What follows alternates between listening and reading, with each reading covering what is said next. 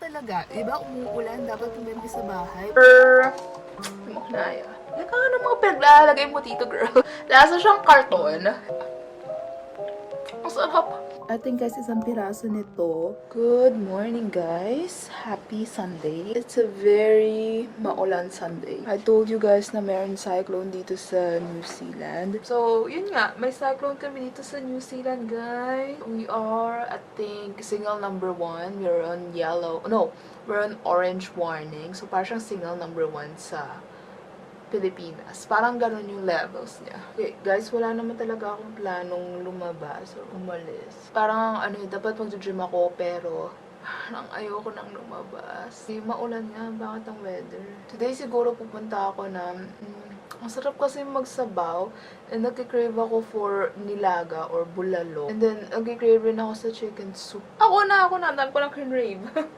So, hindi ko alam kung lalabas ba ako or manatili na lang ako dito sa bahay. Siguro magbulalo ako or magnilagang baka. Magninilagang baka na. Prep lang tayo, then paano ko sana? Diyan lang ako sa Woolworths pupunta kasi yan yung pinakamalapit sa amin. Pero, yung meat nila is hindi rin maganda. Like, yun yung pinakamalaking Woolworths dito. But at the same time, sila rin yung laging walang stock na Woolworths.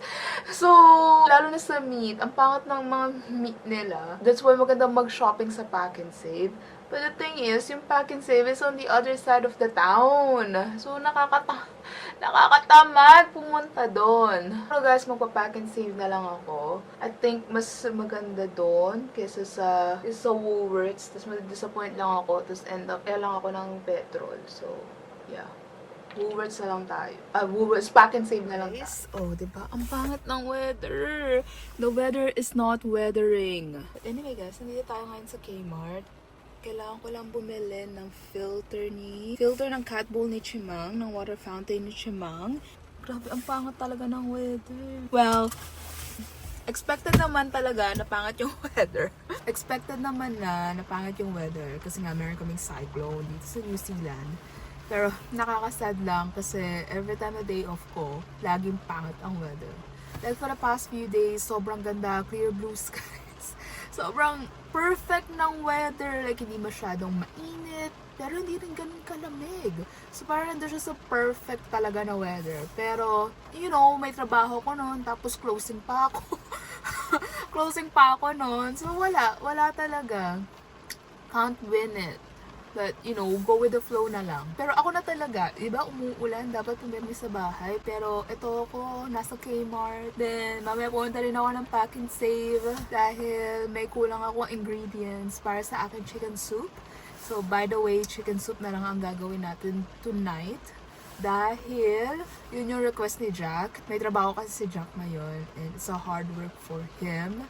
Dahil, you know, natrabaho ka sa labas and then ganito yung weather. So, napakapangat talaga. So, magbigyan na lang natin si Jack today. Next time na lang siguro yung bulalo or yung nilagang baka or nilagang buto-buto pag mas feel natin. You know. So, yeah. Okay, tara na. Tara na sa Kmart. Guys, so tapos na tayo sa Kmart. Hindi ako masyadong nakapag-vlog kasi wala naman ako nakita. May nabili ako pero hindi yung kailangan kong bilhin. So, nandito na tayo sa Pack and Save. Magkatabi lang naman sila. Pwede ko naman silang lakarin. But the thing is, maulan nga. So, nag-drive tayo malapit. Ganito pala yung outfitan natin, guys. Tignan nyo naman! Yeah, ganyan yung outfitan natin as a mysterious girl. Charot. Mukha ko shoplifter girl.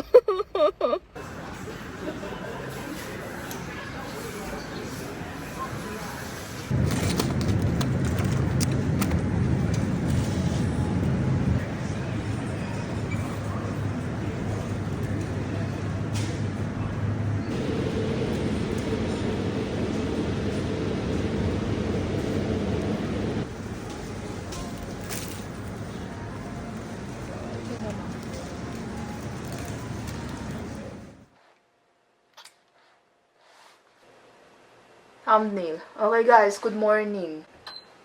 Ito ang ating outfitan for today. Rain jacket ang atake kasi maaraw. Charot, maulan, obviously. Muna natin to, i-haul na natin to real quick dahil dahil magluluto na rin tayo. So, tanggalin na natin to kasi basang-basa na siya. Ito ka ngayon, nag-iisa. Guys, hindi ko alam kung anong oras matatapos si Jack ngayon. Pero sana hindi naman ganun ka-late kasi ang pangit ng weather.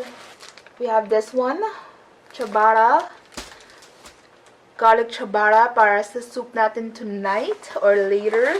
And then I got some Greek yogurt. Snackies ko to mamaya. Actually guys, masarap yung snackies na yan and very healthy siya kasi Greek yogurt.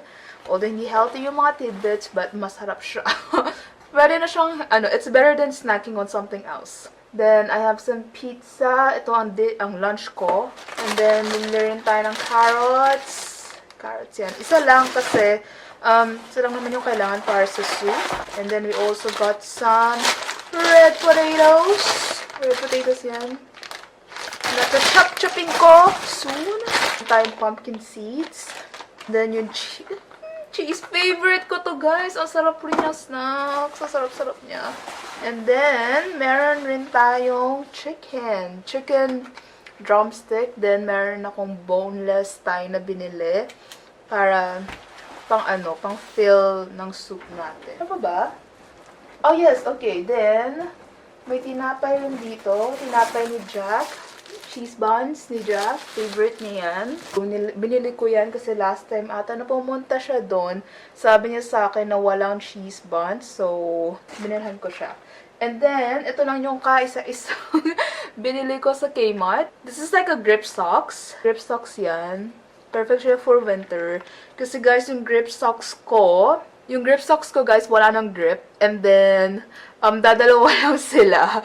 So, nawawala na ng grip yung isa. Kasi yun yung lagi kong ginagamit. And then, perfect rin to sa winter dahil yung grip socks na ginagamit ko usually ay para lang siyang footsies. So, ito medyo mahaba-haba. It will keep our leg warm when we go to Pilates. Yeah, yun lang yung binili ko.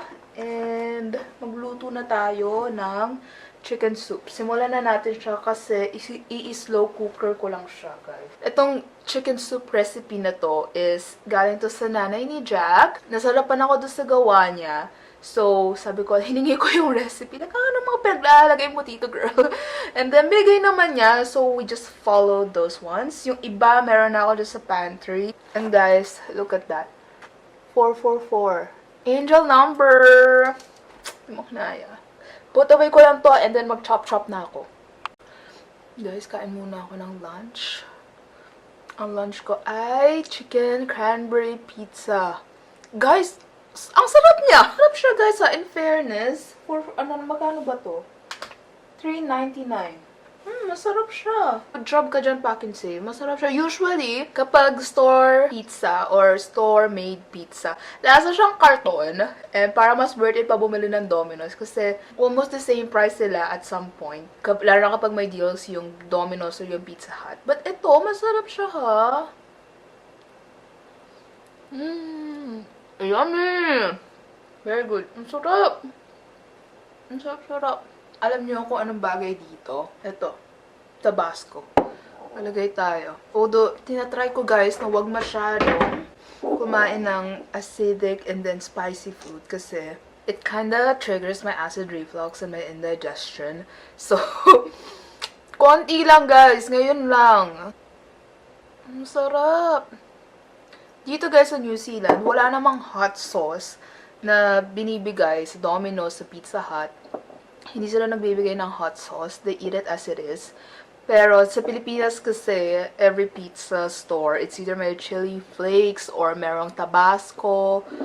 Diba? So, dito kasi wala. So, bumili ako ng sarili kong Tabasco. Na kapag every time na magpipizza, pizza night kami ni Jack or magpipizza in general, nalagyan ko siya ng Tabasco. And ang sarap-sarap niya. Tignan niyo natin. Guys, ang perfect! Ang sarap. At ang OA. Ang OA. Ang sarap niya, guys. Nakakaiyak sa sarap.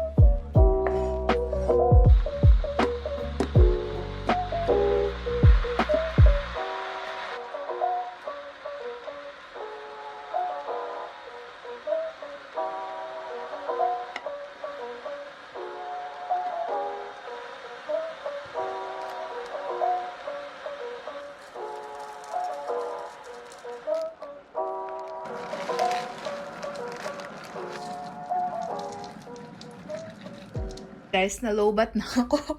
So, hindi ko na na-continue yung vlog. And I'm already on the flow state of cooking this chicken soup. But eto na siya. Na-start ko na siya. It's cooking for 4 hours and 30 minutes. And tamang-tama, by that time, nandito na si Jack. And siguro nakauwi na. Hopefully. Hopefully though. So, eto lang siya. Ito nyo naman, nilagyan ko lang siya nung soup packet. Fried shallot, and then yung chicken, and then yung potatoes and carrots. Tapos tinimplahan ko lang siya ng garlic powder, ng patis, and then ng chili flakes. Tapos konting pepper. Yeah. Yan lang. Pakita ko sa inyo later. Okay guys, carb vlog ulit. Kasi nandito tayo ngayon sa City Fitness. Tayo ay magpipilates.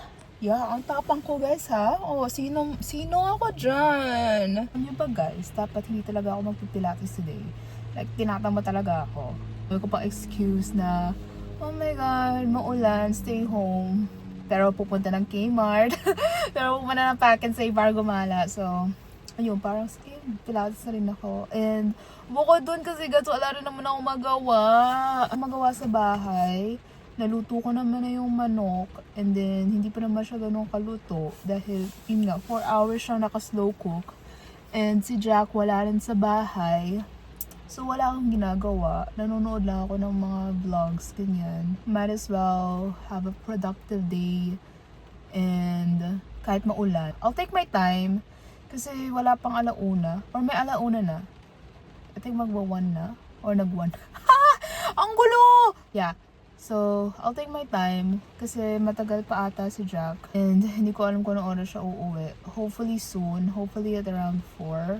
The earlier the better. Pero, yeah. So, let's go guys. Guys, ako lang daw sa Pilates.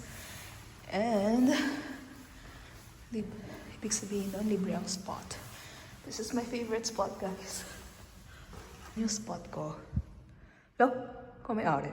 Yan, ito ang spot ko. Ito ang favorite ko kasi corner, tapos maraming space. Tapos wala akong, ito lang yung katabi ko. So yeah, let's go. Set up natin siya. Yes, ito pala yung medyas na gamit ko. 5 to 8 yung size niya.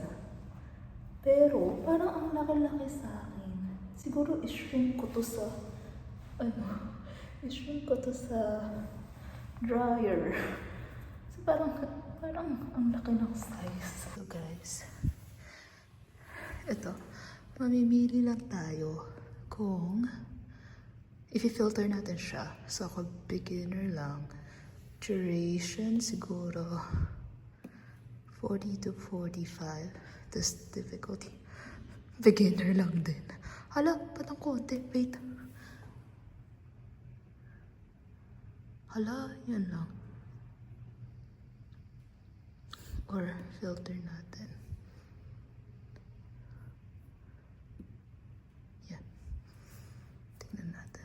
Yan, and then mamimili lang ako kung ano yung gusto ko. Yan. Siguro, si Erin. Magandang to yung maganda tong ano na to.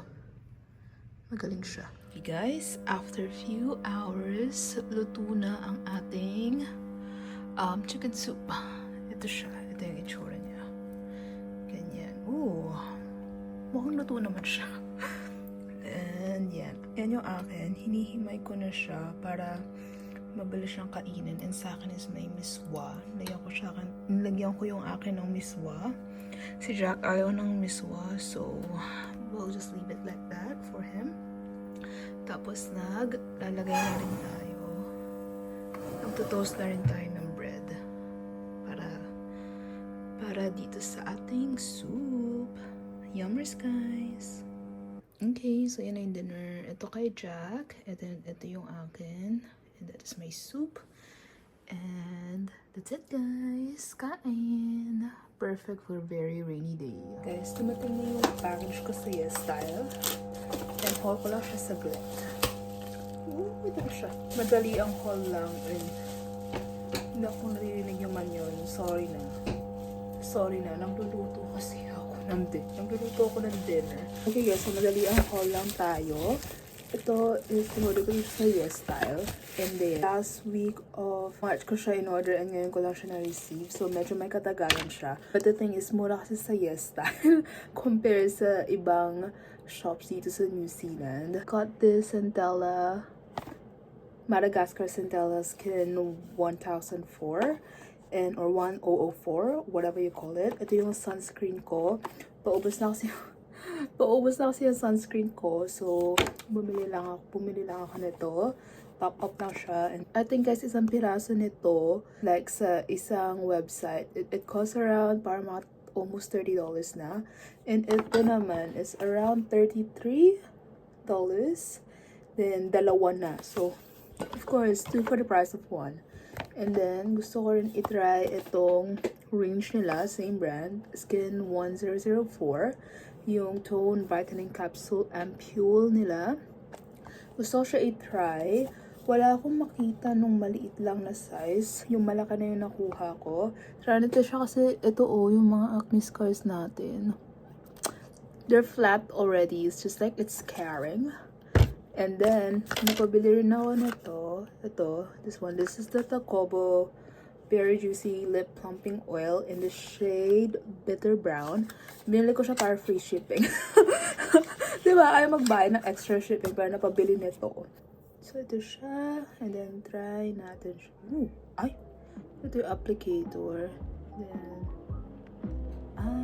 so yan yung shade niya. Try nga natin. Not too bad. And then, ito yung pa-freebie nila. Yan lang. Yun lang, guys.